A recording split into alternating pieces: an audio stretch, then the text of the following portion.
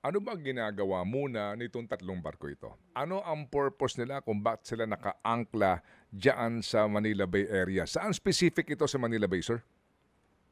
Sir, sa Anchorage area po to, Sir Ted, ang specific na activity po nitong ating mga binord na mga dredging vessel is to conduct ito pong reclamation in the said vicinity waters po dito po sa may harapan po ng area po natin sa Manila Bay. Iyon, okay. So ito ho kasi ngayon may ongoing dyan na reclamation dito ho sa mga proyekto na ngayon ay lumalawak na reklamasyon. So itong tatlong vessel na ito, saan ang kanyang registry?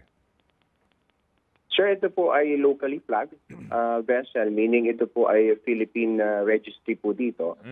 Kaya po ang dahilan natin dito, Sir Ted, kaya po natin ito binord, the fact na ito nga po ay locally flagged at may mga nababalitaan po tayo na may mga foreign nationals or part ng crew nito. Ito po ay in violation po sa RA 9295 in which it is stated that all Philippine flag vessel must be manned by Filipino officers and crew.